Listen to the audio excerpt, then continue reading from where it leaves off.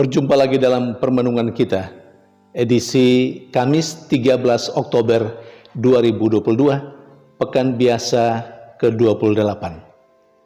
Bacaan-bacaan liturgi hari ini, bacaan yang pertama dari surat Rasul Paulus kepada jemaat di Efesus, bab 1 ayat 1 sampai 10, dan bacaan Injil dari Injil Lukas bab 11 ayat 47 sampai 58.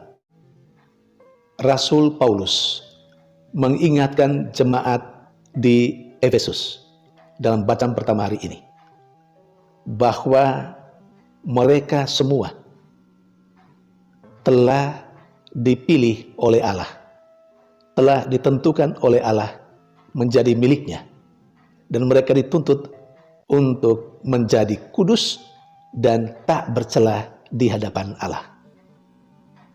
Allah melakukan itu semuanya melalui Yesus Kristus yang telah melaksanakan karya penyelamatan. Saudari dan saudara yang terkasih, semua yang dilakukan oleh Allah melalui Yesus Kristus, putranya, semuanya itu dilakukan dengan kasih. Kasih yang luar biasa, yang membuat seluruh umat manusia, terutama mereka yang percaya kepadanya, mereka yang percaya kepada Yesus, untuk mengalami sukacita, kegembiraan, dan keselamatan. Saudari dan saudara yang terkasih, tuntutan Allah adalah hidup kudus dan tak bercelah. Memang Rasul Paulus menulis suratnya untuk jemaatnya di Efesus, tetapi himbauan untuk hidup kudus dan tak bercela di hadapan Allah itu juga dialamatkan untuk seluruh umat manusia, termasuk untuk saya dan saudari-saudara, untuk kita semua. Mari kita coba melihat kehidupan kita, kekudusan hidup, ketakbercelaan dalam hidup bisa berhubungan dengan beberapa aspek, dengan beberapa unsur kehidupan.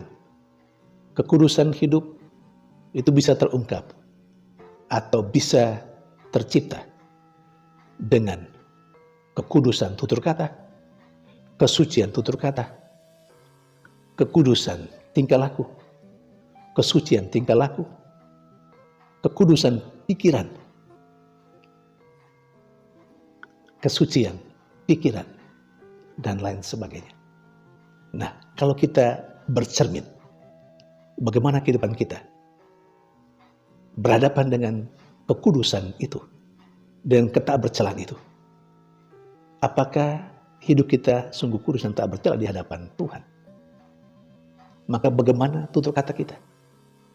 Bagaimana tingkah laku kita? Bagaimana pikiran kita? Dan bagaimana perasaan kita? Kesucian hidup itu terbangun dalam kesucian cara berpikir, tutur kata, kesucian tingkah laku, kesucian hati, perasaan. Saudari dan saudara yang terkasih, sementara dalam bacaan Injil kita masih mendengar kritikan yang pedas dari Yesus yang ditujukan kepada orang-orang Farisi dan ahli Taurat. Dalam bacaan Injil hari ini, Yesus melihat bahwa orang Farisi dan ahli Taurat turut bersalah, turut berdosa ketika mereka dengan cara hidup tertentu, dengan perbuatan tertentu, mendukung kesalahan dan dosa yang dilakukan oleh nenek moyangnya dahulu kala. Tegasnya Yesus mengatakan seperti ini. Nenek moyang orang-orang Farisi, ahli-ahli Taurat, mereka telah membunuh banyak para nabi. Lalu kemudian keturunannya, termasuk orang Farisi ahli Taurat, membangun makam dari nabi-nabi yang dibunuh oleh nenek moyangnya.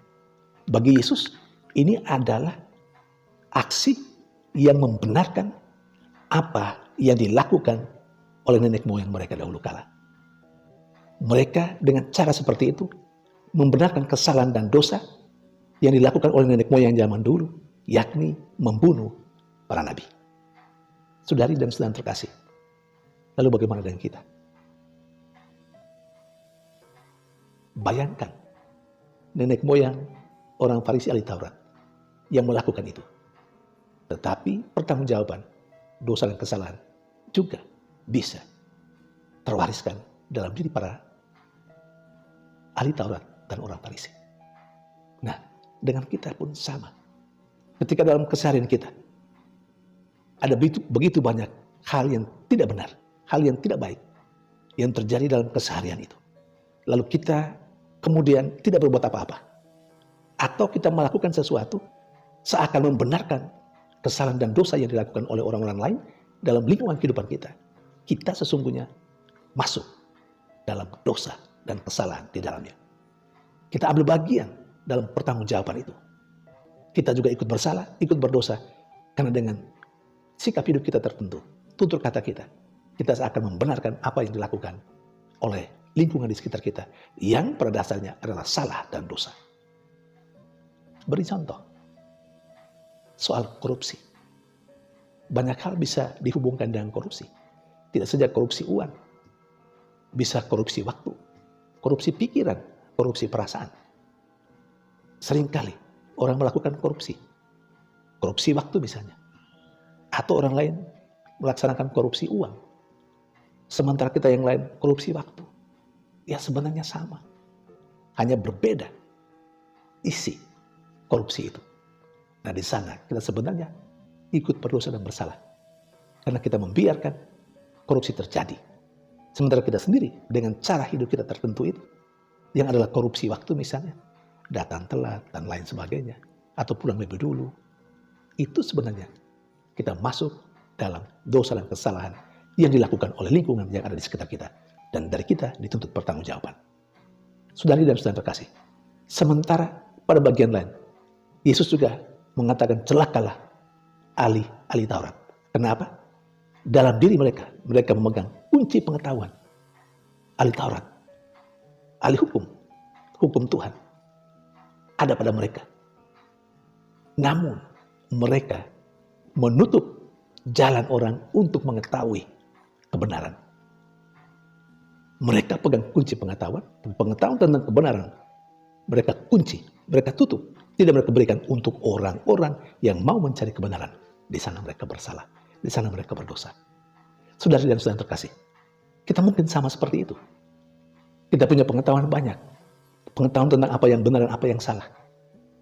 Tetapi kita menjadi berdosa ketika kita menutup jalan bagi orang lain supaya mereka juga tahu tentang apa yang baik dan benar yang sebenarnya menjadi pengetahuan kita. Atau tegasnya, jelasnya. Ketika kita misalnya sebagai orang tua yang tahu banyak, karena banyak makan garam bukan? Tahu banyak tentang hal yang baik dan hal yang tidak baik. Tetapi kita tidak memberitahukan kepada anak-anak kita, orang-orang yang dipercayakan kepada kita bertanggung jawab atas dosa dan kesalahan itu. Saudari dan saudara terkasih, semoga kita terus memperbaharui kehidupan kita supaya hidup kita lebih berkenan lagi pada Allah dan sesama. Tuhan